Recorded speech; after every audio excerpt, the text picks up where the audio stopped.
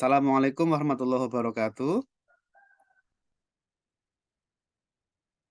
Alhamdulillah pagi ini Waalaikumsalam warahmatullahi wabarakatuh.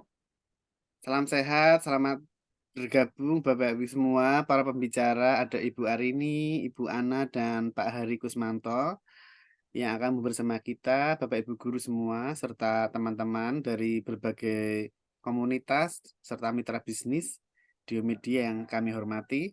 Alhamdulillah, ini adalah rangkaian webinar yang kesekian, karena nanti sampai Maret masih ada seri webinar guru ya. Untuk hari ini adalah tema yang kita akan bahas bersama adalah menjadi guru bercahaya ya.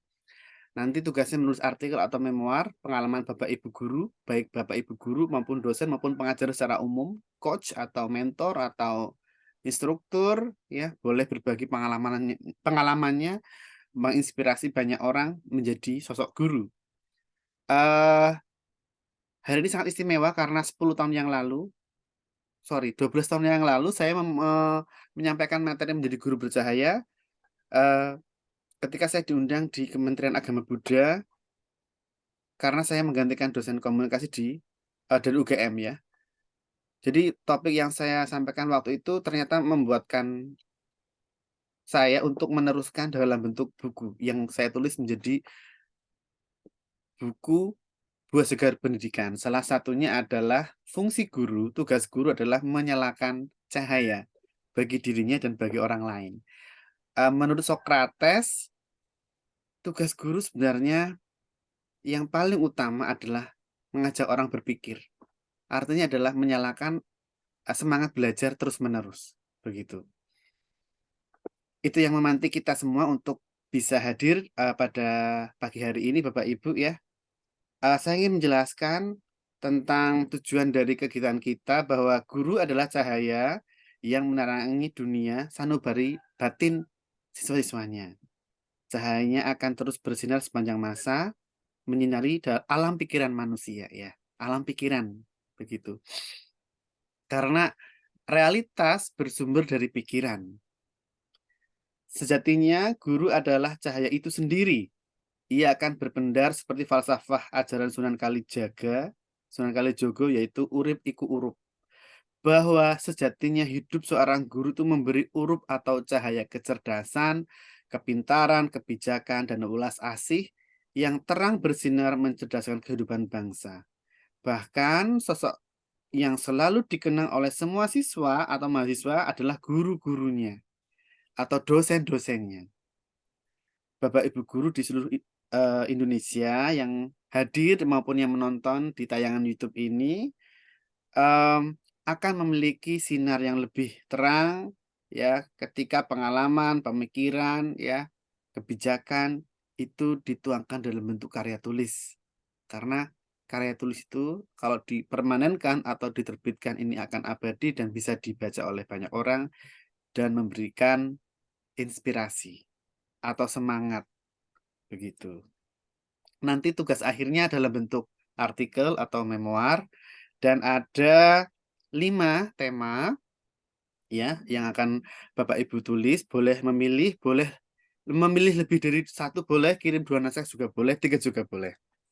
Ada 5 bab, yang pertama adalah guru mendidik, mengajar, dan menginspirasi, guru sebagai curah hati, guru sebagai teman belajar, guru sebagai motivator, dan guru mengembangkan nilai karakter siswa. Nah, kemarin yang telah disampaikan oleh Ibu Yuli Kusumawati, nanti Bapak Ibu boleh menonton di YouTube yang sudah tayang, itu guru sebagai motivator. Nah, nanti Bu Arini akan menyampaikan guru sebagai nilai karakter, ya mengembangkan nilai karakter, kemudian sebagai motivator, sebagai pengembang, ya, sebagai pencipta, sebagai kreator, inspirator oleh Bu Ana, dan nanti Mas Hari, Pak Hari Kusmanto akan menyampaikan sebagai teman curah hati, begitu. Sebelum para pembicara menyampaikan materi, saya ingin menyampaikan bahwa para pembicara hebat kita itu yang pertama nanti akan menyampaikan adalah Bu Ana Rahmawati Ningsih, SPD, MPD, itu guru berprestasi dan proaktif menulis artikel, memoir juga, dan menjadi filmmaker ya. Sementara Bu Arini Hidayah SSMA, beliau adalah dosen sastra Inggris Universitas Surakarta dan mahasiswa S3 program doktoral Ilmu-Ilmu Humaniora Universitas Gadjah Mada Yogyakarta. Kemudian Pak Hari Kusmantos SPD MPD adalah dosen tadris Bahasa Indonesia UIN Raden Masih Surakarta dan mahasiswa doktoral S3 Ilmu Pendidikan Bahasa Universitas Yogyakarta. Luar biasa sekali pembicara hebat kita. Nanti masing-masing pembicara akan menyampaikan kurang lebih 15 menit materinya ya. Nah, setelah itu nanti Bapak Ibu guru boleh tanya jawab atau diskusi bersama ya. Mungkin itu dulu untuk kesempatan pertama. Saya beri kehormatan yang luar biasa kepada Ibu Ana Rahmawati Ningsih, Magister Pendidikan. Monggo Ibu. Ya, Mas Yos, sebentar ya. Iya, iya, saya Saya screen dulu ya, saya screen. oke.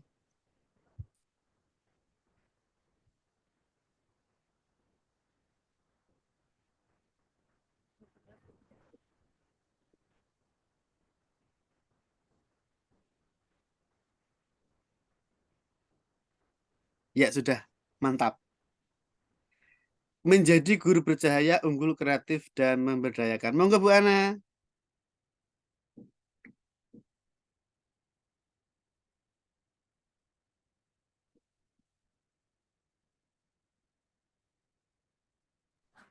Assalamualaikum warahmatullahi wabarakatuh. Waalaikumsalam warahmatullahi wabarakatuh. Suaranya mungkin agak headsetnya mungkin agak didekatkan Bu. Mohon dibantu.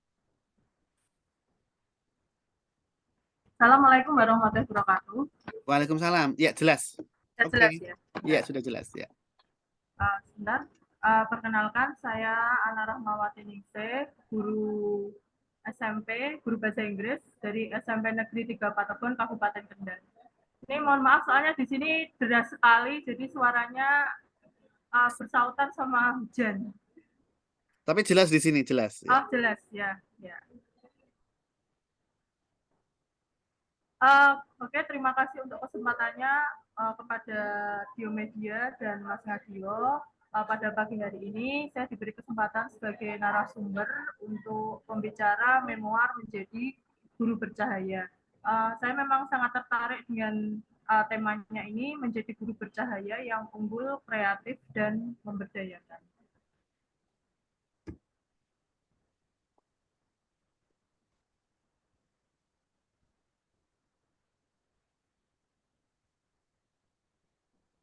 Ya. Unggul di sini, ini saya ambil dari KBBI. Unggul di sini pengertiannya adalah pandai, baik, cakap, kuat, awet. Ya. Jadi unggul ini lebih tinggi daripada yang lainnya.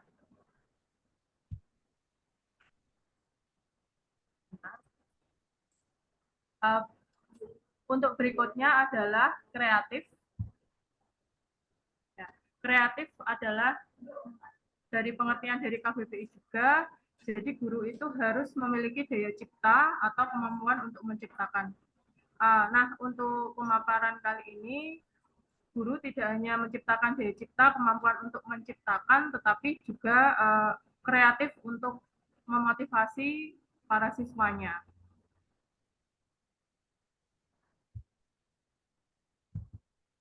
Berikutnya, berdaya. Berdaya, menurut KBBI juga, berdaya itu guru harus bisa mempunyai kekuatan, kemampuan, bertenaga, mempunyai akal, mempunyai cara untuk mengatasi sesuatu, mengatasi problem yang ada. Nah, kalau kami di SMP Negeri 3 Patebuan ini, kita mempunyai prinsip bahwa guru ini seperti chef, ya, seperti chef masakan. Ketika kita diberi input siswa yang mungkin lebih rendah daripada sekolah lain, tetapi kita harus bisa menghasilkan output yang luar biasa. Contohnya seperti chef ini, ketika kita diberi bahan tempe, ya, kita tidak hanya sekedar membuat tempe goreng atau tempe dikukus, tetapi kita bisa menghasilkan tempe ini menjadi produk yang benar-benar luar biasa dan berdaya jual yang tinggi seperti ini. Tempe bisa dibuat stik tempe seperti itu. Jadi guru ini ibarat chef ya atau koki, meramu siswa yang inputnya rendah menjadi outputnya yang luar biasa. Nah, ini contoh dari siswa kami ya. Jadi guru tidak hanya memberikan pembelajaran di kelas, pembelajaran intra, hanya memberikan pengetahuan, tetapi juga bisa menggali potensi siswa. Ini salah satu siswa kami yang mempunyai potensi dalam melakonkan sebuah drama. Oleh karena itu kami kemarin ajak dia, siswa kami ini, untuk melakonkan sebuah peran di sebuah film pendek. Jadi kami sebagai guru yang sudah saya bilang tadi, tidak hanya mentransfer pengetahuan saja, kita juga harus bisa melihat potensi siswa. Ini adalah proyek kami, ini adalah siswa-siswa kelas 7 yang sedang melakukan proyek untuk pembuatan film pendek. Jadi semuanya sutradara, kameramen, produser, semuanya yang siswa yang terlibat. Yang memegang kamera, merekam, mengedit juga siswa. Nah, ini salah satu contoh proyek kami. Ini siswa kelas 7 yang kami kembangkan potensi mereka untuk membuat suatu karya atau produk. Sekolah kami juga piloting sekolah inklusi. Jadi kami sebagai guru juga tidak boleh membedakan antara siswa yang normal dengan yang berkebutuhan khusus. Semuanya sama, kita beri treatment, kita beri supaya siswa ini juga bisa berkarya atau mempunyai potensi yang baik. Ini salah satu siswa kami yang berkebutuhan khusus. Siswa tersebut kami ajak kemarin juga untuk melakukan sebuah karakter di film pendek dan mendapatkan hasil yang bagus. Waktu itu lomba di tingkat Provinsi Jawa Tengah. Nah, ini jadi guru yang bercahaya seperti Mas Ngadio bilang tadi, guru yang benar-benar memberikan penerangan untuk siswa supaya siswa itu bisa berprestasi.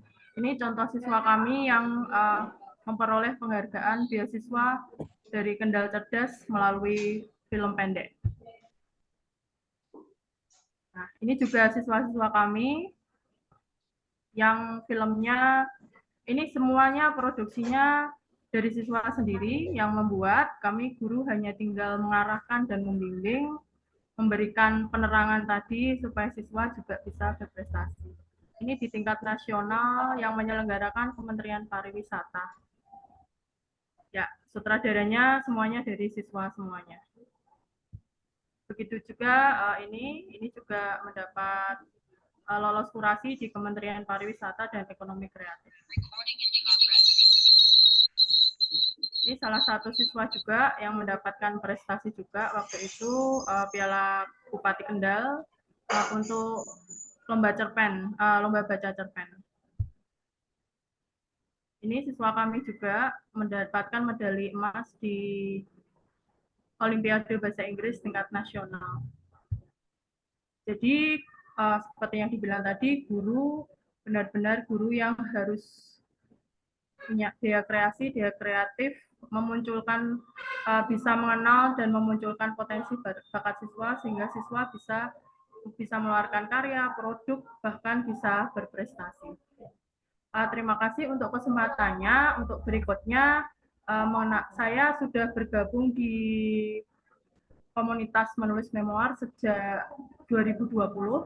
Waktu itu pertama kali memoir yang saya tulis adalah memoir setelah meninggalnya Didi Kempot. Waktu itu memoir tentang Didi Kempot itu pertama kali saya mengenal memoir. Jadi mungkin sekitar hampir 2 tahun lebih saya sudah bergabung beberapa buku di penerbit Media tentang memoir itu. Saya hanya berbagi di sini untuk mengenalkan tentang memoir itu apa.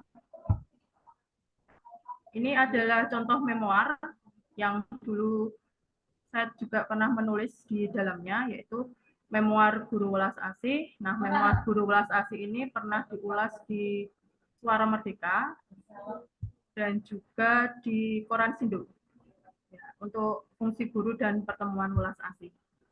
Nah, berikutnya saya juga pernah menulis di sini memoir Bahagia Mendidik Anak Tercinta. Uh, ini juga ada beberapa teman juga yang gabung, ada 3, berarti saya ada 4 penulis. Nah, di dalam memoir ini ada seorang penulis, teman saya. Jadi memoir beliau ini kami buat film pendek dokumenter yang judulnya Merajut Asa di Balik Awan. Mungkin bisa ditonton di YouTube SMP kami, di YouTube SMP Negeri 3 Patekun. Berikutnya saya pengalaman menulis memoir, yaitu memoir Hero, kisah nyata orang-orang yang berjasa dalam hidup. Nah, di sini saya mengambil beliau, ini mantan kepala sekolah saya. Mantan kepala sekolah saya ini selalu memotivasi saya untuk mengembangkan diri, baik melakukan mengikuti pelatihan ataupun menulis buku. Nah, beliau ini adalah salah satu orang yang berjasa di dalam hidup saya. Untuk itu saya menuliskan memoir Hero ini. Berikutnya ini ada rekan juga, Bu Retno Sulistiawati. Kami juga pernah menulis memoir Guru Berprestasi. Ya, berikutnya ini memoir Pewarta Warga. Saya juga ikut bergabung sebagai penulis di memoir Pewarta Warga, berbagi kisah dan berbagi inspirasi. Waktu itu saya mengambil ini pembuatan dari tas plastik yang dibuat menjadi gaun dan dilombakan untuk fashion show. Nah, dari pembuatan liputan tentang pembuatan baju ini sampai lomba fashion show saya tulis di dalam memoir Pewarta Warga tersebut. Nah, yang agak terbaru ini memoir menjadi guru SMP. Kami berenam ya ikut bergabung dari SMP Negeri 3 Patekon, ikut bergabung di dalam penulisan memoir kisah menjadi guru SMP. Kenangan-kenangan kami bersama rekan guru, bersama siswa, dan hal-hal yang menginspirasi di dalamnya. Nah, baik, saya akan berbagi tentang memoir. Nah, jadi memoir yang sudah kami tulis itu adalah memoir tentang cerita penggalan hidup, cerita pribadi, bisa berupa cerita kenangan. Nah, untuk langkah-langkah menulis memoir, biasanya ada foto-foto lama. Mungkin kalau Bapak Ibu pernah suka menulis buku harian, nah mungkin bisa dibuka-buka buku hariannya. Terus ada benda-benda nostalgia yang mengingatkan tentang kenangan tersebut. Nah, dari situ bisa dieksplorasi untuk dikembangkan menjadi tulisan memoir. Jadi dalam tulisan memoir juga kita bisa fokus pada salah satu kisah yang berkesan. Waktu menjadi menulis memoir Pewarta Warga tersebut, saya menuliskan tentang kisah cara membuat baju daur ulang dari tas plastik yang kami rancang, kami buat menjadi baju dan kami lombakan. Lalu bisa melihat perjalanan hidup, cari sesuatu yang berkesan dan dapat diceritakan. Di memoir menjadi guru SMP tersebut, saya menceritakan rekan-rekan guru kami di sekolah SMP saya yang dulu.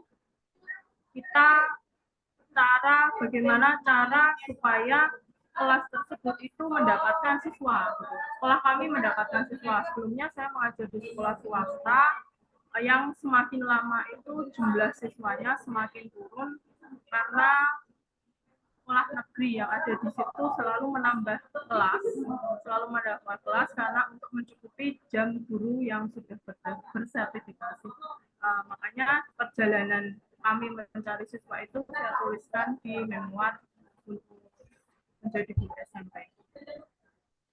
Nah, di dalam menulis memoir biasanya saya juga bisa menuliskan cerita yang bisa menarik pembaca. Intinya ditulis dulu semuanya sesuai dengan temanya, membuat kerangka dulu, lalu menulisnya, dan tidak lupa untuk mengeditnya. Jadi di dalam menulis memoir itu bisa mengalirkan emosi dalam diri. Jujur saja waktu saya menulis memoir itu, setelah menulisnya ada sebuah kelegaan tersendiri. Kelegaan tersendiri karena saya sudah menuliskannya, sudah menuliskan emosi perasaan saya di dalam tulisan itu. Ketika menulis memoir juga harus berkata jujur yang sebenarnya dan memperhatikan kejelasan tulisan, jangan sampai membingungkan pembacanya. Berikutnya bisa menggambarkan pada pembaca untuk merasakan emosi, untuk mendorong mereka terus membaca. Jadi ketika paragraf pertama kita tuliskan, jangan sampai langsung pembacanya sudah tidak mau melanjutkan lagi ke paragraf kedua. Jadi kita harus bisa merasakan emosi yang mendorong pembacanya untuk terus membaca memoir kita sampai paragraf yang terakhir. Dalam memoir dapat menimbulkan dialog, tetapi saya memang jarang menuliskan dialog di dalam memoir tersebut. Harus percaya diri, semoga yang dituliskan di dalam memoir bisa menginspirasi para pembacanya. Lalu berikutnya setelah menulis memoir tidak lupa melakukan self editing, yaitu mengedit apa yang sudah kita tulis. Jangan sampai ketika sudah sampai di penerbit nanti editornya pusing atau kebingungan mengedit tulisan yang kita tulis. Karena self editing itu penting dilakukan agar tidak terjadi kesalahan-kesalahan. Seperti ini ya, contoh-contoh yang mungkin sebelum dibuat seperti ini, pamflet-pamflet yang sebelum dibuat tidak ada self editing, jadi akan menimbulkan ambigu atau kerancuan. Ini maksudnya apa?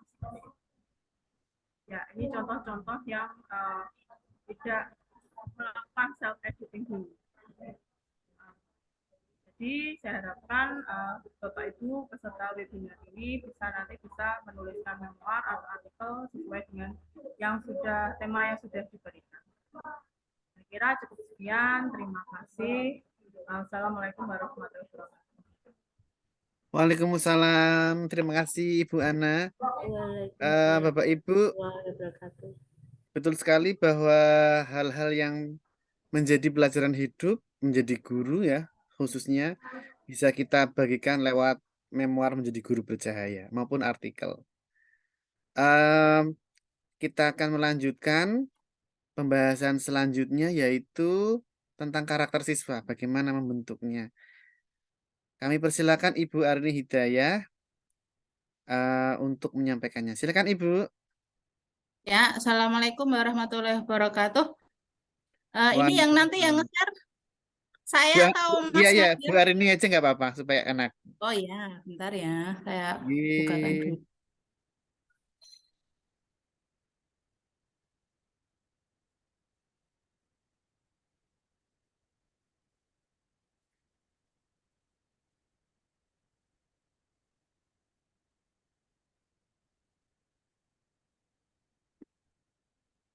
Sudahkah kelihatan Bapak Ibu? Iya, sudah. Silakan. Ya. Assalamualaikum warahmatullahi wabarakatuh. Salam sejahtera bagi kita semua. Saya perkenalkan, nama saya Arini Hidayah dari Universitas Surakarta. Saya akan memaparkan materi yang berjudul Guru Mengembangkan Nilai Karakter Siswa. Ya, dari slide pertama ya. Apa definisi belajar ya? Belajar adalah usaha untuk menguasai sesuatu yang baru. Guru mengajar harus dapat memberikan hal yang baru bagi siswanya, baik berupa pengetahuan, pengamalan, nilai atau skill yang baru. Hakikatnya belajar adalah memperoleh pemahaman yang baru tentang sesuatu hal. Pemahaman tentang pengetahuan, keterampilan, atau sikap yang baik yang bisa diimplementasikan oleh siswa dalam kehidupan sehari-hari.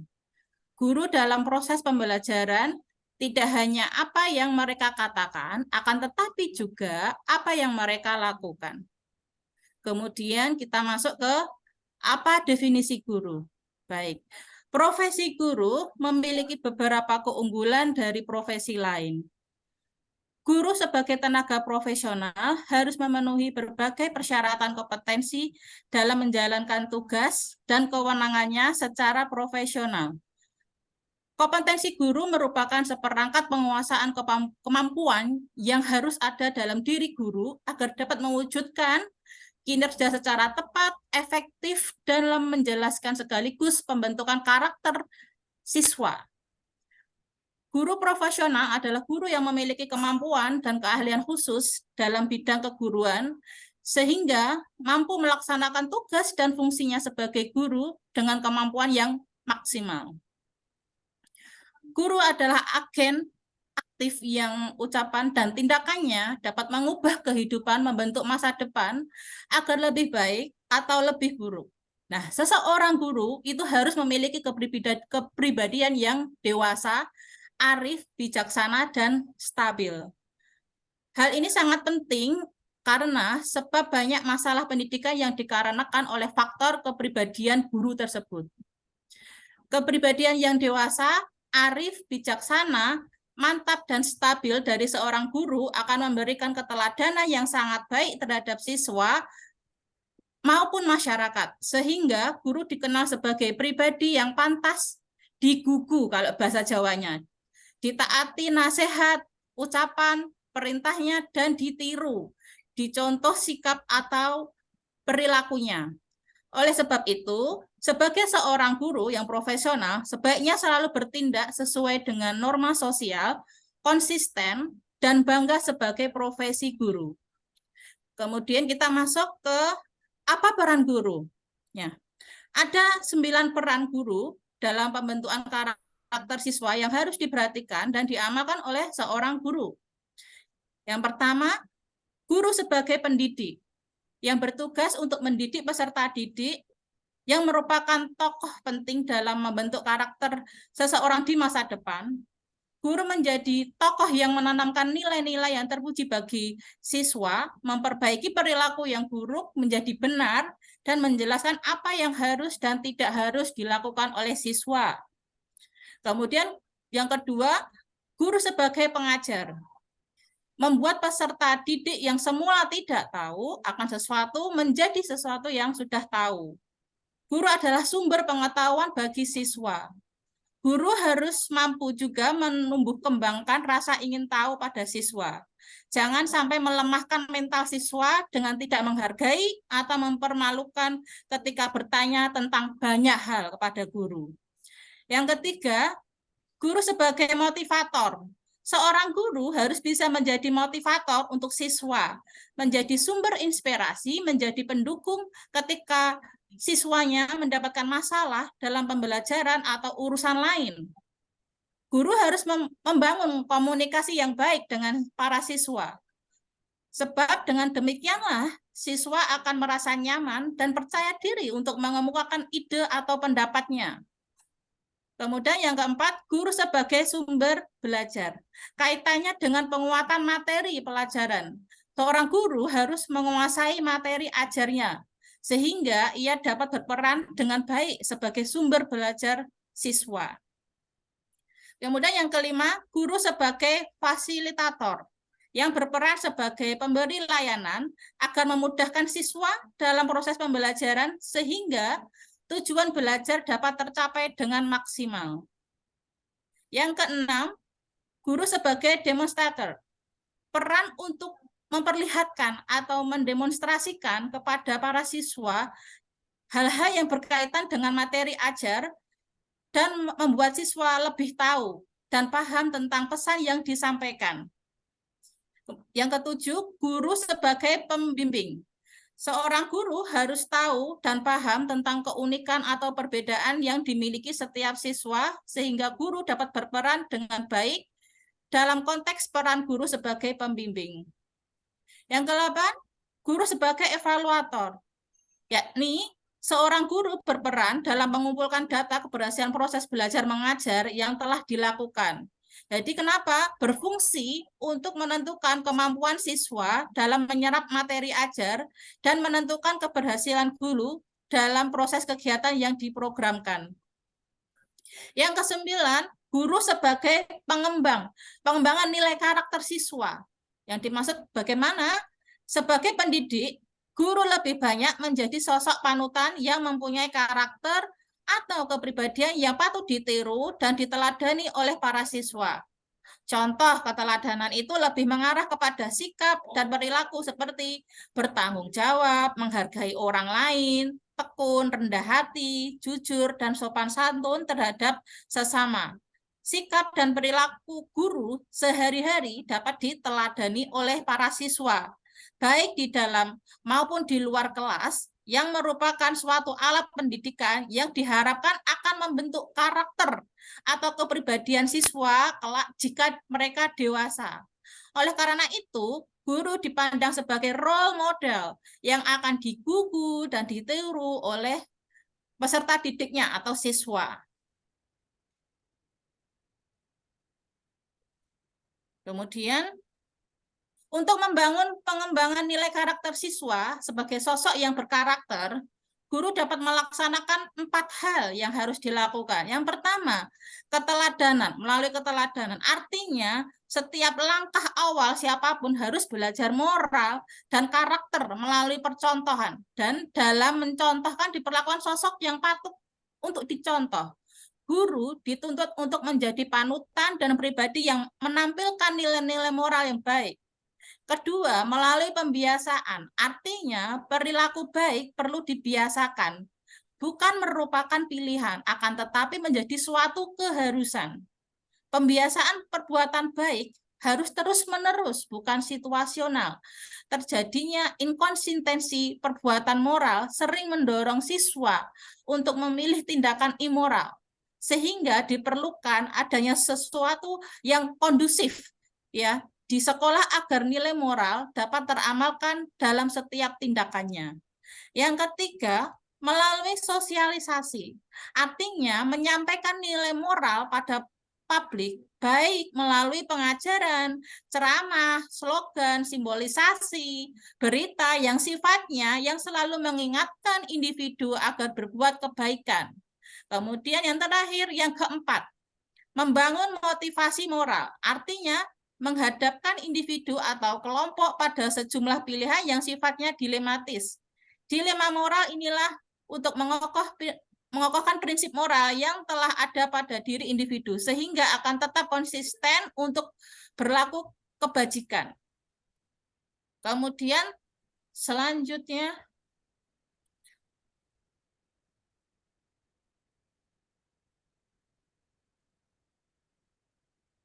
tantangan globalisasi yang harus disikapi oleh guru. Seorang guru di zaman era modern ini hendaknya mampu memanfaatkan segala saluran dan media yang tersedia. Pendidikan hakikatnya tidak terlepas dari peran guru sebagai ujung tombak proses belajar, sehingga proses penyelenggaraan pendidikan, tantangan yang dihadapi guru yang profesional di abad 21 dibedakan menjadi 2, yaitu yang bersifat internal dan eksternal. Tantangan internal adalah merupakan tantangan yang dihadapi oleh seluruh komponen bangsa Indonesia, yakni pengembangan nilai demokrasi, pelaksanaan otonomi daerah, penguatan nilai kesatuan, dan pembinaan moral bangsa, serta fenomena rendahnya mutu pendidikan. Tantangan eksternal adalah tantangan agar dapat menjadi guru profesional di abad 21 dan sebagian dari masyarakat dunia di era globalisasi. Beberapa tantangan globalisasi yang harus disikapi guru dalam mendapatkan profesionalisme sebagai berikut. Yang pertama, perkembangan iptek yang begitu cepat sehingga guru harus bisa menyesuaikan diri dengan responsif, arif, dan bijaksana. Yang kedua, krisis moral yang melanda bangsa dan negara Indonesia yang dapat berpengaruh pada perkembangan iptek dan globalisasi sehingga terjadi pergeseran nilai yang ada dalam kehidupan masyarakat. Yang ketiga, krisis moral seperti kriminalitas, kekerasan, pengangguran, dan kemiskinan yang terjadi di masyarakat Indonesia. Yang keempat, krisis identitas. Sebagai bangsa dan negara Indonesia saat ini ada kecenderungan menipisnya jiwa nasionalisme di kalangan generasi muda. Berdasarkan realitas yang terjadi saat ini, guru sebagai ujung tombak itu menjaga nilai-nilai termasuk nilai nasionalisme, harus dapat memberikan kesadaran kepada generasi muda tentang pentingnya jiwa nasionalisme pada kehidupan bangsa dan negara Indonesia. Kemudian yang kelima, perdagangan bebas. Baik tingkat ASEAN, ASEAN Pasifik maupun dunia dibutuhkan SDM yang unggul dan kompetitif. Oleh karenanya, dibutuhkan guru yang visioner, yang memiliki kompetensi, berdedikasi tinggi, sehingga mampu membekali siswanya dengan sejumlah kompetensi yang diperlukan dalam kehidupan di tengah-tengah masyarakat yang sedang terus berubah. Baik, ini cukup sekian penjelasan saya tentang guru pengembangan nilai karakter siswa. Terima kasih atas perhatiannya. Wassalamualaikum warahmatullahi wabarakatuh. Waalaikumsalam, terima kasih banyak Ibu Arini. Begitu banyak ya peran guru mengembangkan karakter, menjadi inspirator, menjadi sumber pengetahuan yang selalu belajar yang disampaikan kepada siswa. Terima kasih Bu Arini. Terima Eh, kasih kembali. ya, kita lanjut ke Pak Hari Kusmanto. Nanti setelah sesinya Pak Hari ada sesi tanya jawab atau mungkin tambahan dari Bapak Ibu, monggo. Monggo Pak Hari Kusmanto, kami persilakan. Terima kasih. Saya share screen dulu. Baik. Bismillahirrahmanirrahim. Assalamualaikum warahmatullahi wabarakatuh. Waalaikumsalam. Terima kasih Mas Nadira atas kesempatannya dan selamat pagi Bapak Ibu semuanya. Pada kesempatan ini saya hanya mengejar begitu. Yang pertama bahwa guru yang hebat itu percaya pada potensi perkembangan akal siswa dan bakat siswa. Meskipun demikian, guru tetap membangun proses pembelajaran yang berkualitas. Ini saya mengamati bahwa terkadang ketika suatu pembelajaran itu berfokus pada produk begitu, terkadang mengabaikan suatu proses pembelajaran begitu. Begitu pula sebaliknya, ketika guru ataupun dosen mengajar itu berfokus pada proses pembelajaran, terkadang lupa terkait dengan output pembelajaran. Nah, karena itu guru yang hebat, dosen yang hebat percaya akan kedua hal itu. Jadi produk pembelajarannya itu ada, kemudian prosesnya juga dilalui dengan baik begitu. Jadi tidak diambil salah satu begitu. Saya juga mengalami hal itu dulu. Kemudian menjadi guru sebagai tempat curah hati atau sebagai tempat sharing-sharing untuk mahasiswa ataupun siswa begitu. Saya mengamati atau saya mengalami juga ketika melakukan pembelajaran itu terkadang mahasiswa ataupun siswa, karena saya dulu pernah menjadi guru juga, itu siswa itu ataupun mahasiswa itu sulit menerima pembelajaran gitu, cenderung tidak fokus dan bahkan cenderung malas begitu. Nah, ternyata setelah saya komunikasi dengan secara personal gitu dengan beberapa mahasiswa dan siswa, ternyata selain mereka kuliah sekolah itu ada problem-problem lain selain problem yang ada di sekolah gitu. Sehingga problem-problem tersebut terkadang membuat mereka menjadi malas ataupun menjadi kurang termotivasi di dalam pembelajaran. Oleh karena itu, proses pembelajaran perlu menumbuhkan rasa kasih sayang, jujur dalam situasi keagamaan, dan kalau bisa dalam suasana kekeluargaan. Ya, bisa saja dianggap bahwa siswa atau mahasiswa kita itu sebagai teman atau mungkin kalau bisa sebagai anak juga bisa begitu. Nah, bagaimana membangun pembelajaran yang demikian? Maka perlu rasa saling percaya antara guru dan siswa, antara dosen dan mahasiswa. Kita tidak boleh menempatkan siswa itu sebagai objek dan mahasiswa sebagai objek juga gitu. Mereka mereka itu adalah subjek pembelajaran, mereka bisa berkembang gitu. hargai pendapat-pendapat mereka meskipun mungkin kita menganggap kurang begitu tepat begitu. Oleh karena itu, guru ataupun dosen perlu membangun kedekatan personal dengan mahasiswa, tapi dalam tanda kutip untuk mengidentifikasi permasalahan-permasalahan yang dihadapi oleh teman-teman siswa ataupun mahasiswa. Kemudian langkah-langkah untuk menjadi guru ataupun dosen sebagai curhati, yang pertama tanamkan kelembutan sikap gitu. Jadi tempatnya untuk marah gitu. Jangan lampiaskan rasa kekesalan kita gitu kepada mahasiswa, kepada siswa begitu. Kemudian manajemen emosi itu, emosinya harus stabil, jangan mudah tersulut marah gitu. Meskipun terkadang kita melihat perilaku oleh mahasiswa ataupun siswa yang kurang begitu baik begitu. Kemudian yang ketiga, hindari konsepsi negatif, jangan melabeli siswa ataupun mahasiswa itu dengan label-label yang negatif begitu. Karena ketika label-label negatif itu tertanam di dalam alam bawah sadar mahasiswa ataupun siswa, maka itu akan menjadi konsep negatif pada dirinya gitu. Nah, itu yang akan membuat siswa itu akan memiliki mindset yang tidak tumbuh begitu. Kemudian hadirkan di dalam doa-doa Bapak Ibu semuanya untuk kesuksesan siswa dan mahasiswa kita. Nah, kemudian yang kedua, untuk menjadi guru tempat curhat itu ya salah satunya guru ataupun dosen harus menjadi teman bagi siswanya gitu ya. Karena dari persahabatan tersebut mendorong siswa untuk berkembang sesuai dengan potensi dirinya. Ketika guru ataupun dosen sudah bisa menjadi teman bagi siswa atau mahasiswanya, akan banyak cerita-cerita yang diceritakan oleh siswa atau mahasiswa kita kepada Bapak Ibu semuanya. Entah itu yang sifatnya menghambat perkembangan mereka ataupun sifatnya yang ingin mereka capai itu. Nah, kita sebagai guru, sebagai dosen bisa memberikan nasihat-nasihat, motivasi, karena sesungguhnya mereka itu memiliki potensi, hanya mungkin perlu didorong dengan sebuah motivasi hebat gitu. Kemudian mengapa perlu menjadikan siswa atau mahasiswa itu sebagai teman? Karena dengan melibatkan siswa atau mahasiswa sebagai teman, yang pertama kita akan melakukan pembelajaran yang sifatnya memberdayakan siswa. Kemudian lingkungan pembelajaran yang aktif gitu, karena saya banyak bertanya kenapa mahasiswa itu diam atau siswa diam, itu karena terkadang mereka tidak berani dengan gurunya ketika bertanya ataupun menyampaikan sesuatu begitu. Maka ketika situasi pertemanan sudah terbangun, maka pembelajaran bisa berjalan dengan aktif.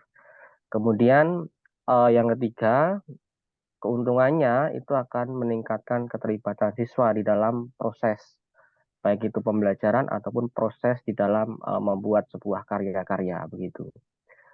Singkat saja, misalnya ketika kita menginginkan siswa ataupun mahasiswa kita itu aktif berkarya, tentu dosennya, gurunya juga harus berkarya begitu. Melalui dosen dan guru yang berkarya, tentu akan menularkan karya-karya itu kepada siswa dan mahasiswa kita. Kemudian penghormatan dan kekaguman. Jadi ketika seorang guru, seorang dosen itu dihormati, dikagumi oleh mahasiswanya atau dosennya, tentu itu menjadi hal yang istimewa begitu. Kemudian keuntungan yang kelima, kita akan mendapatkan kepercayaan dan siswa mendapat kenyamanan ketika kita bisa berteman dengan siswa ataupun mahasiswa. Tetapi problemnya adalah kenapa saat ini atau banyak gitu ya guru atau dosen itu kurang gitu dekat dengan mahasiswa, karena asumsinya kalau nanti kita cenderung dekat dengan mahasiswa, takutnya kita tidak dihormati gitu ya. Nah, itu masih ada persepsi seperti itu. Nah, memang terkadang ada juga mahasiswa ketika sudah dekat dengan dosennya ataupun siswa dekat dengan gurunya, cenderung kurang memiliki atau kurang menghargai atau kurang sopan dalam beberapa hal.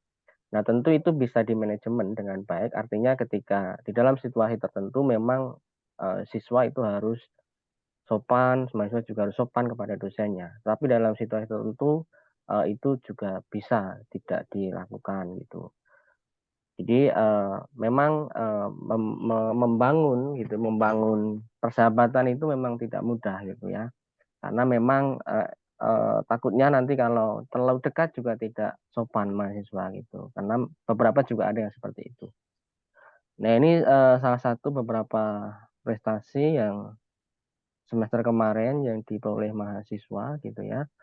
Eh, di antaranya ini juara 2 lomba baca puisi ya, musikalisasi puisi, dan ini beberapa conference menjadi presenter di seminar internasional gitu.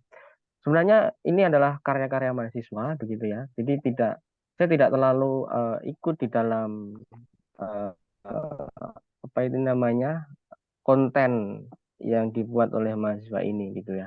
Saya cukup memberikan motivasi, cukup memberikan dorongan, semangat dan sebagainya. Kalau ada sesuatu yang ingin dikonsultasikan, kita diskusi bersama begitu. Dan lahirlah karya-karya ini. Sebenarnya ini banyak ya, beberapa yang menjadi presenter internasional di seminar internasional. Ini mahasiswa semester 1 semua Bapak Ibu semuanya.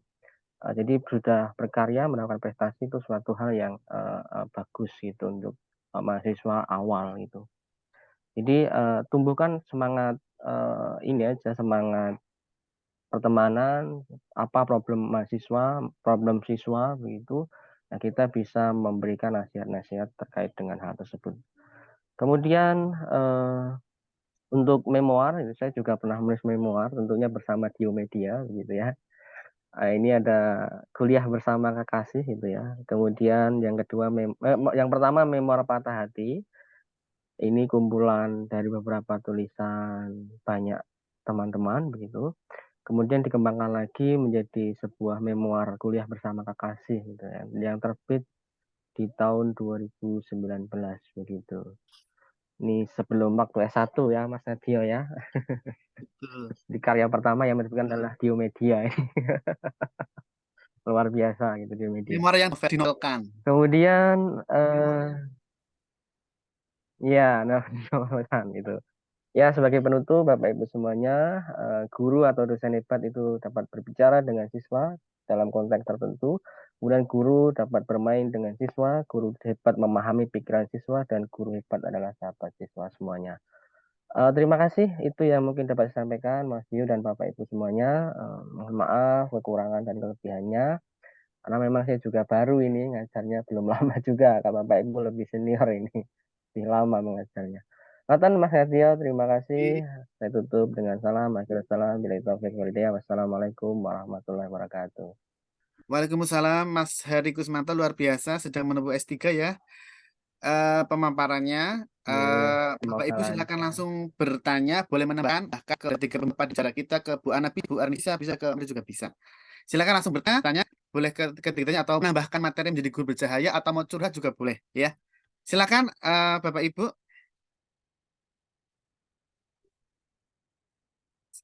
Suara saya bisa terdengar nggak ini Mas Heri? Mas Nadio, jelas? Jelas ya. Silakan Bapak Ibu, saya izin 10 menit untuk ke belakang. Silakan untuk Bapak Ibu bertanya atau mungkin dari Bu Ana, Mas Heri, Bu Arini menambahkan juga boleh sambil menunggu pertanyaan dari Bapak Ibu semua. Mohon izin sebentar.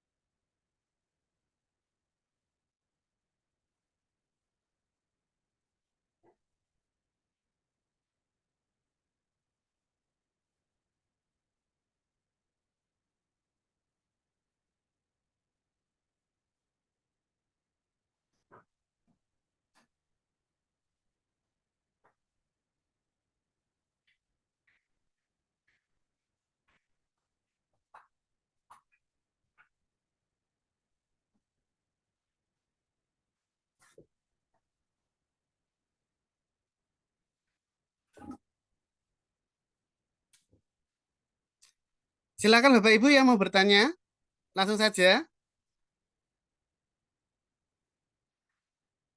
Oke, sebagai penyemangat, saya ingin meminta mungkin 1-2 guru untuk berbagi cerita bagaimana menginspirasi siswa atau mahasiswa. Mungkin dari Pak Ilham dulu, monggo Pak Ilham.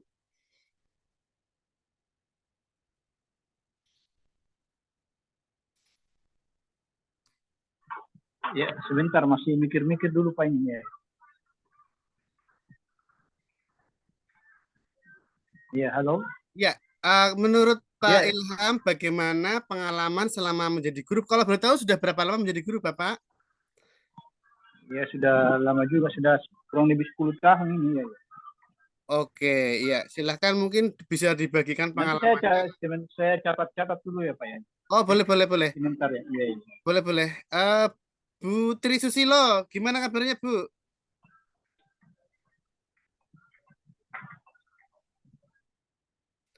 Bu Putri, apa kabar, Bu?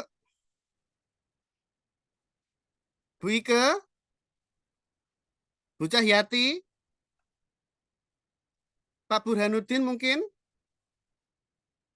Bu Ani, Pak Ahmad Yani, Bu Zulfa, kayaknya Bu Zulfa deh. Iya, Bu Zulfa dulu yang berbagi cerita ya. Monggo Bu Zulfa. Ini kalau mau langsung ke pertanyaan, boleh? Boleh. Oh ya, sebelum Iya. bertanya, saya ingin tanya dulu, enggak apa-apa ya. Iya, Kalau Bu Zulfa itu mengajar sejak tahun berapa, Bu? sejak tahun 2016, Bapak. Berarti lulus tahun? Lulus tahun 2013. Oh, mungkin merit dulu ya. Mengajar tapi tidak di apa? Tidak di sekolah, tapi di Bimbel, kayak les-lesan saya. dulu, ya, di bimbel dulu. Sama berarti. Ya, Kita sama-sama guru bahasa Inggris ya. ya, ya. Bu juga, iya. Apa pertanyaannya? Ini pertanyaannya saya tunjukkan ke Bu Ana, ya. Tadi kan sedikit membahas tentang bagaimana langkah-langkah menulis memoir. Kebetulan saya belum pernah sama sekali menulis memoir, jadi Iya, iya. merupakan sesuatu yang baru. Jadi kalau misalnya kita mau mencari topik atau tema, kemudian langkah-langkah yang konkret itu seperti apa ketika menulis memoir. Seperti itu pertanyaannya, Bapak. Oke, silakan Bu Ana untuk Ya. menjawab. Oh Makasih. iya, Ye. ya terima kasih Bu Zulfa untuk ini berbagi saja untuk pengalaman menulis memoir. Untuk pertama kita biasanya kan dari Geomedia, dari penerbit Geomedia biasanya ada temanya kan. Untuk kali ini temanya ada beberapa, itu ada guru bercahaya, tetapi ada subtemanya beberapa. Nah mungkin Ibu bisa memilih salah satu tema tersebut. Kemudian berikutnya memoir itu kan seperti apa ya, kenangan gitu, cerita kenangan yang nanti setelah jenengan tulis mungkin bisa menginspirasi banyak orang. Jenengan bisa Bu Zulfa bisa memilih salah satu tersebut, lalu bisa menguraikan kenangan yang Bu Zulfa mungkin bisa tulis nantinya. Nanti Bu Zulfa bisa tulis memoir tersebut dengan didukung foto-foto kenangan, misalkan ada fotonya. Terus kalau saya sendiri menulis memoir itu kan yang pertama yang harus saya tulis itu kan outline-nya dulu ya, membuat kerangka. Membuat kerangkanya dulu, apa saja yang ingin ditulis, supaya nanti tulisannya tidak melebar kemana-mana. Sebenarnya intinya itu, kita membuat kerangka dulu, lalu per outline-nya, per kerangkanya itu nanti kita bisa jabarkan, kita bisa tulis. Dan jangan lupa kalau selesai menulis, kita harus bisa melakukan namanya self-editing, mengedit tulisan-tulisan kita, dibaca lagi kira-kira kalimatnya ini pas atau enggak gitu. Misalkan kalimatnya enggak pas, bisa kita ganti mungkin dengan diksi atau pilihan kata yang lain, seperti itu. Mungkin bisa membantu ya. Iya. Terima kasih. Boleh menambah lagi Bu Ana? Boleh banget. Silakan Bu. Jelas kok, masih 1 jam lagi. bahasa yang digunakan itu apakah harus sesuai dengan EYD atau misalnya ada bahasa daerah atau apa itu apa boleh disisipkan di situ? Kalau menurut pengalaman saya yang saya tulis biasanya saya menggunakan bahasa baku. Jika memungkinkan ada kan tadi di dialog itu kan bisa memoir bisa ada dialognya ya. Bisa misalkan mau menggunakan bahasa daerah ya silakan bisa, tetapi ada terjemahnya ya setelah itu. Oh ya. Iya bisa biasanya boleh menggunakan bahasa daerah. Ya, terima kasih Bu Ana atas informasinya. Ya sama-sama. Nggih, Bu Zulfa. Berarti sudah mengajar berapa lama ya sejak 2016? 9 tahun. Sekitar belum Pak, belum ada 9 tahun, baru 7 tahunan. Oh, PNS-nya di sana PNS-nya. Alhamdulillah belum, masih berjuang ini. Oh iya, santai saja. Ya siap.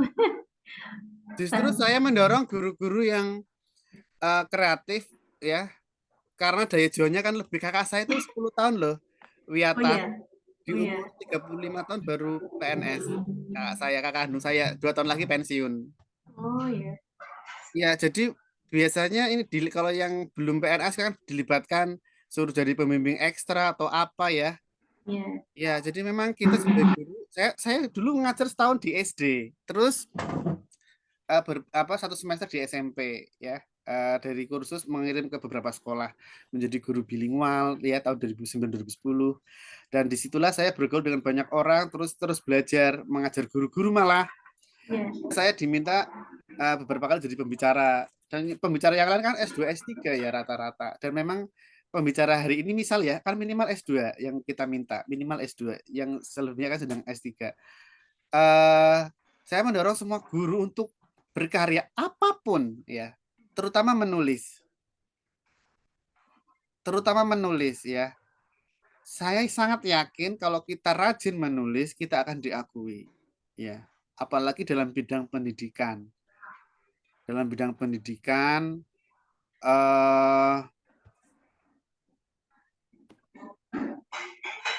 Kemudian juga dalam bidang kesenian, seperti Bu Ana kan mengembangkan karir di perfilman ya. Pokoknya kalau kita berkarya dalam bentuk apapun pasti suatu saat akan ada hasilnya. Itu Bu Zulfa dan juga Bapak Ibu guru yang lain, jangan usah khawatir. Dan kita memang fenomena yang sejak dulu ya, itu pasti perjuangan guru GTT ya kan ya, rata-rata dari SD, apalagi fenomena guru SD di desa kan pada di UT kan ya. Ya itu luar biasa sampai di seluruh Indonesia. Ibunya teman saya tuh 45 tahun ikut UT. Hanya ingin wita bakti. Nah, yang jadi masalah adalah kreatif enggak sih gurunya itu loh. Mampu bercahaya enggak sih menjadi guru itu? Kalau dia mampu bercahaya, ya, dia akan disegani, ya kan. Nah, bercahaya ini adalah berilmu. Cahaya ini adalah ilmu, berpengetahuan, berkarakter, ya, mampu membimbing siswa dan sebagainya itu. Ini tambahan saja. Saya senang pendidikan sehingga kumpulan artikel saya di media massa itu saya terbitkan menjadi buah segara pendidikan, cetakan ketiga ini. Bu Zulfa, saya tunggu ya karyanya Ibu ya. Nanti terima kalau Bapak kasih. Ibu mau contoh nanti para pembicara akan kirim naskah ya. Ya. Silakan Pak Burhanuddin. Makasih Ibu ya. Sama-sama. Silakan Pak Burhanuddin untuk curhat. Sudah berapa lama mengajar Pak? Ya, cek. Iya, silakan Pak. Oke. Saya langsung tanya aja ya, Mas Hadi. Tanya boleh. Nggak curhat dulu. Saya harus interogasi dulu. Pak Burhanuddin ngajar di mana? Saya ngajarnya di MI Muhammadiyah, atau setara sekolah dasar swasta. Di Banyumas, Banyumas. Oh, saya dulu kuliahnya D3 di Unsud Purwokerto, jadi memoir tunggal dari Kebumen ke Purwokerto. Nanti teman-teman Bapak Ibu yang longgar ya bisa cek Instagram saya yang ada official. Saya menulis memoir tunggal pendidikan saya di Purwokerto Banyumas.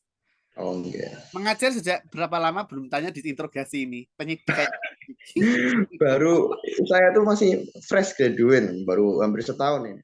Dulu kuliahnya di Unsud. Ambil apa?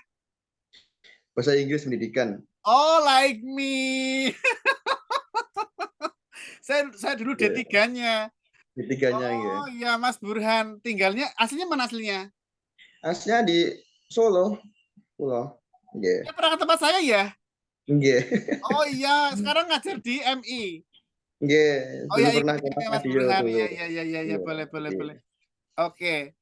Ngajar mata kuliah umum, mata kuliah umum. Ngajar mulok atau ngajar pelajaran biasa? Bilingual bahasa Inggris Hah? berarti. Multi- Bilingual di. Nah, iya, Oh iya, iya, iya. bahasa Oke. Inggris. Pertanyaan kepada siapa, Pak Burhan? Kalau Pak Hari Pak yang Hari. ya, terkait tadi guru atau pengajar ya sebagai sahabat.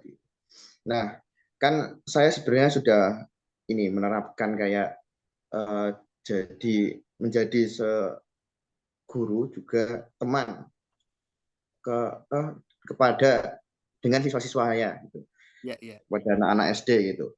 Nah, memang mereka itu jadi lebih terbuka kepada saya, kayak cerita hal-hal yang receh-receh ataupun hal-hal yang kecil-kecil itu mereka dapat dengan apa ya, dengan leluasa dan santainya gitu ngobrol dengan saya. Sebenarnya itu hal yang sebenarnya cukup apa namanya ya, sebuah hal yang membuat saya senang karena murid-murid sudah lebih terbuka pada gurunya. Ada masalah apa sedikit itu juga cerita ke saya. Ada suatu hal yang mungkin membuat mereka itu senang, itu juga cerita ke saya gitu. Karena saya juga suka mendengarkan cerita itu, terlebih dengan anak-anak. Dan tadi juga masalahnya yaitu ada saja murid yang kayak mengentengkan gitu. Mungkin paham ya maksud saya Pak Hari. Ya, ya, ya. Mengentengkan itu dalam artian menyepelekan. Gitu. Nah, Ya, ya. berbeda dengan guru yang bisa dibilang killer itu. Kalau killer pasti kan datang ataupun sudah dengar langkah kakinya pakai sepatu heels itu tak tak tak langsung duduk semua gitu. Padahal masih jauh gitu. Berarti kalau udah dengar suara sepatunya jalan gitu, tek tek tek tek udah pada diem anteng gitu. Nah, berbanding terbalik dengan guru yang seperti saya seperti ini. Kira-kira bagaimana ya Pak Hari kalau apa namanya ya, jadi guru yang menjadi sekaligus jadi teman cerita, namun juga dapat mengatur siswanya alias tidak gampang dientengkan gitu. Iya, iya. Nah, Saya ini mengalami, tuh. saya kan tidak Oke, ada pengalaman menjadi guru ya, Mas ya. ya. Saya dari sastra Inggris, kemudian saya diminta mengajar SMP, malah di Bimbel, terus jadi kepala cabang Bimbel Semat Gemedelanggu Klaten. Itu Semacam. bagaimana? Ya kan tidak punya basic metodologi pendidikan kan ya. Tetapi saya Ya. belajar dari beberapa buku, kemudian pengalaman langsung ya, itu interaksi seperti apa. Nah ini Pak Hari ini yang ambil doktor pendidikan, untuk menjawabnya silakan Pak Hari Kusmanto pertanyaannya. Saya pernah mengalami hal yang sama. Oke, terima kasih. Nah, nggih. Saya sebenarnya belum pernah mengajar di SD, tapi pernah mengajar juga di SMP. Ceritanya ya sama dengan Mas Burhan gitu ya. Nah, apa yang perlu kita lakukan begitu ketika kita dalam tanda kutip kurang dihargai ketika kita sudah berhasil menjadi teman bagi seorang siswa atau mahasiswa. Nah, yang saya lakukan ketika kita berteman itu jangan biarkan siswa itu hanya menceritakan permasalahan mereka kepada kita dan kita hanya senang mendengar saja. Jadi jangan sampai kita hanya senang, saya senang hari ini karena bisa mendengarkan cerita-cerita dari siswa-siswa kita. Tapi kita juga memberikan treatment di sana ketika ada permasalahan apa yang harus mereka lakukan.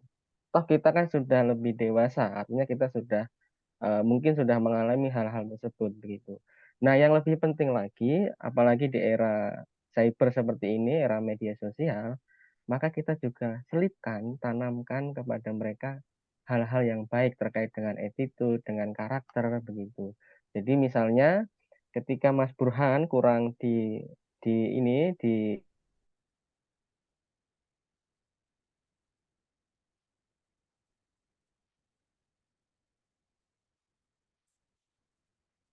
dihargai misalnya dalam tanda kutip dalam berbahasa kurang sopan gitu misalnya, maka Mas Burhan juga di sana lebih longgar lah di dalam memberikan nasihat kepada Mas Burhan begitu. Tentu di dalam menasihati juga dengan cara yang baik begitu.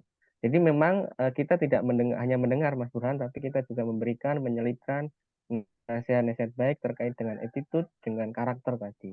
Sehingga itu relate dengan apa yang disampaikan oleh Bu tadi bahwa tentang guru mengembangkan karakter juga gitu Mas. Jadi memang perlu ditegur tapi dengan cara yang baik juga gitu.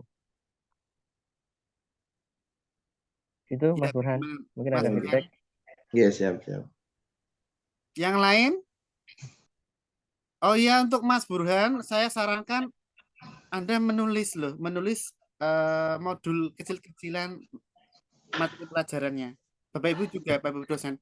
Nanti lama-lama modul itu jadi buku. Pak Oke, Heri siap. juga. Jangan hanya menulis memor saja. Ya. Iya.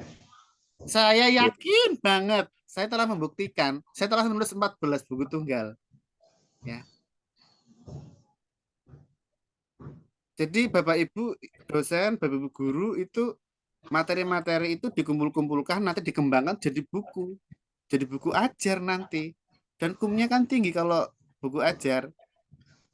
Walaupun kita mengajar SD, ya, jangan sepelekan, itu juga jenjang pendidikan toh ya. Saya mengajar SD, SMP itu saya bukukan loh. Pengalaman saya menjadi souvenir mengajar. Kalau yang paling mudah, ya nggak mudah juga sih ya. Tapi ya untuk hiburan, menulis memoir harian mengajar. Sebenarnya guru itu kan ada catatan harian mengajar kan ya. Atau jurnal mengajar kan ya. Biasanya seperti itu. Itu saya tulis loh. Tapi kalau saya menulis itu kan lama-lama panjang. Akhirnya jadi buku. Ya. Awalnya nggak panjang sih. Hari ini mengajar apa, tapi saya kembangkan jadi buku. Souvenir jadi buku memoir mengajar tersendiri. Malah saya curhat. Ya, silakan Bapak Ibu. Pak Ilham sudah siap?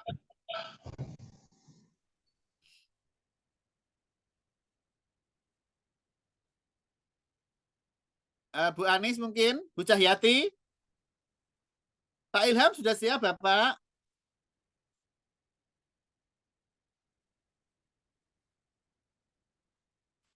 Bu Anis? Bu Ike? Bu Ahmad Yani? Pak Ahmad Yani kok. Halo?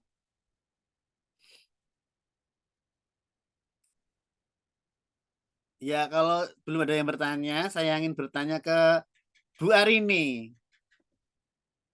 Pengalaman awal mengajar itu akhirnya bisa mengembangkan karakter, itu yang paling utama karakter apa? Anak-anak sekarang kan itu kan aneh ya. Mahasiswa sekarang kan tidak sama dengan mahasiswa yang dulu. Bagaimana saya termasuk agak mengalami shock ketika menerima mahasiswa magang anak sekarang karena kan mereka umurnya 20-an, saya kan hampir 40, jadi kan separuh umur saya. Terus karakternya juga berbeda ya kan ya. Bagaimana Bu Arini menghadapi dan juga bisa beradaptasi dalam karakter siswa dan mahasiswa, dan mungkin nanti akan bermanfaat kepada Bapak Ibu guru. Kalau kita tidak bisa menyamakan orang dengan persepsi kita kan, dengan keinginan kita, kadang kita harus mengolor dada supaya bisa memahami mahasiswa atau siswa-siswa sekarang ya kan, karakternya seperti apa, sikap dan sebagainya. Bagaimana Bu Arini bisa dan berhasil untuk mengembangkan karakter mereka. Silakan Bu. Ya, terima kasih Mas Ngadil. Kalau menurut saya kan yang saya hadapi itu mahasiswa ya. Mahasiswa itu mempunyai sikap karakter yang berbeda-beda. Ya, kita mau contoh tujuannya itu kita mau apa seumpama di dalam mata kuliah skripsi ya, skripsi. Nah, kalau mahasiswanya tanda kutip itu rajin, kita itu mengarahkannya itu lebih enak ya, lebih nyaman. Oh, nanti kamu ini, step-stepnya ini. Dia bisa berjalan sendiri. Kalau dia itu tidak bisa tidak bisa berjalan sendiri, ya kita arahkan step by step. Kamu harus begini, kamu harus begini untuk bisa melampaui ini, untuk bisa pendadaran, gitu. Dan sering diingatkan, bisa seminggu sekali, bisa 3 hari atau 2 hari sekali untuk mereview atau melakukan tahap skripsi, gitu. Gitu, Mas. Tadi ada Bu Titi. Oh, malah keluar lagi Bu Titi. Makasih Bu Arini. Iya betul. Jadi harus punya pencapaian-pencapaian. Ya, tergantung pencapaiannya apa, gitu ya.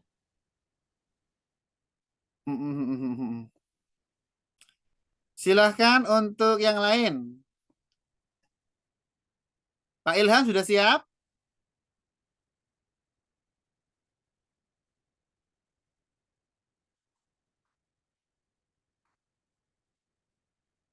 Kita ke kayaknya yang guru-guru lebih muda deh. Pak, ke Mas Burhan lagi. Halo Mas Burhan. Halo Mas Burhan.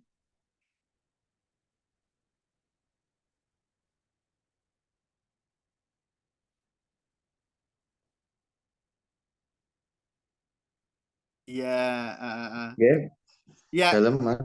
saya ingin bertanya. Nanti para pembicara bisa memberikan tambahannya atau dari Bapak Ibu guru yang lain. Kalau Mas Burhan itu ingin jadi guru bahasa Inggris, panggilan atau memang pengen ngelamar di sana? Atau ingin jadi warga Purwokerto? Biasanya seperti itu loh. Saya sudah Oke, pengen ke Purwokerto tinggal di sana. Gimana? kalau dari saya pribadi, dari dorongan internal saya sih memang dari dulunya pengen jadi guru bahasa Inggris. Gitu. Oh, very good. Oke, dan guru bahasa Inggrisnya itu sebenarnya bukan di sekolah dasar sih, lebih ke yang ini anak SMP, SMA gitu. Saya lebih sukanya yang SMA. Ya, sementara SD dulu ya, MI dulu. Ya karena memang ya yang ada buka kemarin ya baru MI yang buka lowongan. Iya, diterima Ternyata saja. Jangan sampai nganggur. Betul, kita jangan sampai nganggur. Termasuk ngelas di bimbel pun diterima aja. Saya seperti itu dulu. Saya yakin guru-guru yang lain juga nerima les awal-awalnya kan ya. Bu Arani pernah nggak nerima les-lesan dulu? ya. Bu Arani pernah? Saya Nah, belum pernah, saya dulu langsung ngajar. oh iya iya iya. Iya, Ya, iya. di semester 3 saya curi star ya. Semester 3 saya curi star, muter-muter di Lama. Solo Raya. Terus kemudian dapatlah UNSA gitu. Jadi saya Semester lulus 3 S2. langsung ngajar. Semester 3 S2. Ya, semester 3 S2 UGM. Oke, Unsa ya. Iya. Kalau Pak Heri gimana awal mula mengajar? Nanti ke Bu Ana. Oke, saya dulu awal mula mengajar itu di SMP waktu itu. SMA mana, Mas? Waktu itu saya semester 3, SMP Mondokan, Mana itu? Muhammadiyah Mondokan. Mana itu? Jadi Sragen itu. Oh, gitu. Terus Sragen. itu tahun berapa? Jadi saya semester tahun 2021 itu ya. Jadi saya sudah lulus S2 sebenarnya. Tapi karena ini ya, administrasinya nggak bisa lulus semester 3 waktu itu. Mm-hmm. Jadi ya harus ditunda berita acara di semester 4 gitu ya. Kan belum turun itu ijazah S2 gitu ya. Iya, Ya iya. mau ngelamar di kampus kan juga belum bisa gitu ya. Iya. Akhirnya ya daripada ini ya, daripada kurang kegiatan lah waktu itu. Karena Mm-hmm. waktu itu masih jadi asisten peneliti gitu, peneliti dari beberapa dosen itu. Nah, saya kira kok saya sudah longgar gitu, agak longgar daripada diam gitu ya. Nulis terus kan juga jenuh ya, Mas ya. Akhirnya cari kegiatan ngajar juga itu di SMP ya, SMP Muhammadiyah itu. Nah, kemudian setelah ijazah turun waktu itu ngajar di UIN itu gitu. Itu Mas Natio. Jadi kalau bimbel belum pernah saya juga gitu. Oke, terima kasih. Kalau Bu Ana, pengalaman mengajarnya sejak masih mahasiswa atau mungkin sejak lulus S1 atau pas S2? Monggo Bu Ana. Lulus S1, saya 2004 lulus S1, saya mengajar di SMP Islam Teguhanu di Mm-mm. Kabupaten Grobogan yang saya tulis memoarnya di Memoar Menjadi Guru SMP itu. Iya, iya. Lalu saya juga pernah mengajar SMA Negeri 1 Godong, SD juga pernah, UT juga pernah jadi dosen UT. Sebelum saya diterima PNS di SMP Negeri 3 Patebon Kabupaten Kendal, saya memang pernah mengajar UT juga. Kalau bimbel nggak pernah, kalau les di rumah ada. Ada Jadi ya sama ya. jadi selama 6 tahun itu saya setelah mengajar biasanya juga ada les-lesan sampai malam itu di rumah. Dan waktu itu saya masih GTT dan memang penghasilan les-lesan itu lebih besar daripada gaji sebagai GTT ataupun sebagai dosen gitu. Iya, iya. Dulu saya Iya. jadi pengajar sambil bisnis, sambil jualan roti waktu itu. Masih belum jualan buku, belum punya penerbit waktu itu. Saya jualannya roti sambil ngajar. Jadi pagi itu, kalau di bimbel kan kebanyakan siang sampai malam kan ya. Pagi itu, oke Bu Cahyati, pagi itu saya mengajar, kadang nggak dapat jam, maka ya untuk ya buku nulis, ya nitip ke toko-toko roti kayak gitu. Makasih Bu Ana. Ya, Pak Ilham sama-sama. sudah siap Pak Ilham? Bu Rinda mungkin, Bu Rinda Julia, silakan Bu.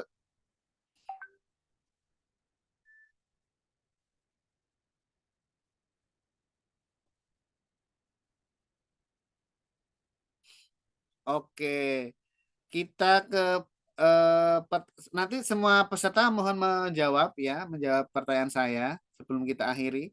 Nanti di closing oleh masing-masing pembicara. Cahaya bagi guru selain ilmu pengetahuan, kebijakan, welas asih dan sebagainya, apa yang harus kita selalu nyalakan dalam hati kita sebagai guru, ya kan ya? Kita mulai dari Bu Zulfa, silakan Bu. Cahaya yang kita selalu nyalakan, silakan sebagai closing. Silakan Bu Zulfa.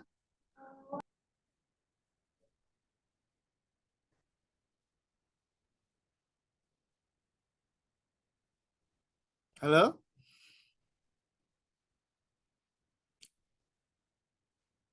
Iya. eh Mungkin sudah apa jam segini masih pada ngajar ya kayaknya ya kalau guru ya. Kalau minggu di atas 29 pesertanya. Mungkin dari saya kalau guru bercahaya itu kita tidak lepas dari apa yang namanya disiplin belajar. Disiplin untuk menambah pengetahuan, kemudian menyalakan semangat untuk diri sendiri karena orang yang paling bisa diandalkan adalah diri kita sendiri. Itu. Jadi kalau misalnya ada tugas atau ada apa atau melayani siswa mahasiswa atau orang lain kita harus bisa menjadi andalan begitu. Kalau saya seperti itu. Itu pertanyaannya Bu Arini. Kalau Pak Heri, setelah ini Pak Heri terus keliling ke seluruh peserta. Oke, saya akan bacakan punya Bu Ike ya. Guru bercahaya itu guru yang harus menjadi suri teladan dari perilaku, omongan kepada siswa. Jadi tidak boleh sembarangan bicara. Betul sekali.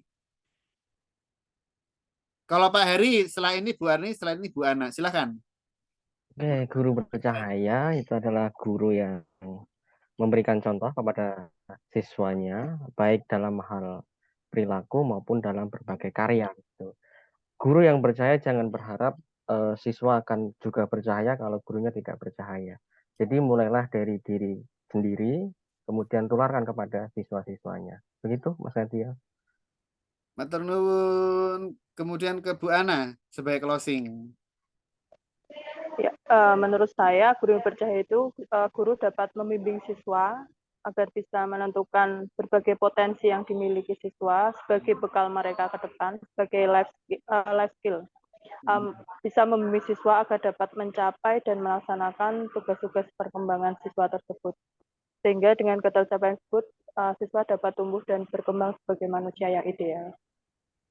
Oke, terakhir dari Ibu Arini, silakan. Ya, kalau menurut saya, guru bercahaya itu harus memiliki tugas dan tanggung jawab yang kompleks terhadap pencapaian tujuan pendidikan. Guru tidak hanya dituntut untuk menguasai ilmu yang akan diajarkan, memiliki pengetahuan dan keterampilan mengajar, akan tetapi guru juga dituntut untuk memiliki akhlak, karakter, dan kepribadian yang dapat dijadikan suri tauladan bagi siswanya. Gitu, Mas Nadio? Nggih, terima kasih. Ini dari Sama-sama. Bu Zulfa saya bacakan. Guru bercahaya adalah guru yang bisa menuntun jalan anak didiknya dari yang dia tidak paham menjadi paham. Betul sekali. Jadi kita bisa menjadi teman belajar siswa. Semua guru ya, semua murid, semua guru. Bahasanya seperti itu. Sama-sama belajar. Tibalah di penghujung acara. Nanti artikel dari para pembicara akan kami tayangkan di website ya. Nanti kita tunggu memuat Bu Ana, artikel Bu Arini sama artikelnya Pak Hari dalam bentuk naskah yang panjang yang siap terbit, nanti boleh membacanya dan bisa sebagai referensi. Saya juga akan menulis tentang menjadi guru percaya itu seperti apa. Karena materi yang saya sampaikan kan 12 tahun yang lalu ya, slideshow-nya. Menjadi guru unggul dan kreatif dan memberdayakan akan saya kembangkan untuk versi sekarang. Otomatis kan pengetahuan kita akan bertambah kan. Pemahamannya juga bertambah.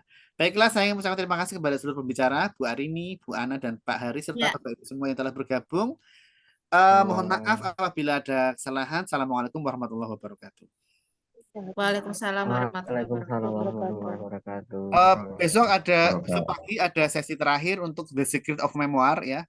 Materi besok adalah berterima kasih kepada diri sendiri, dan Bapak Ibu yang longgar boleh bergabung dan juga terus menulis memoir ya. Untuk memoir menjadi guru bercahaya paling lambat akhir Maret.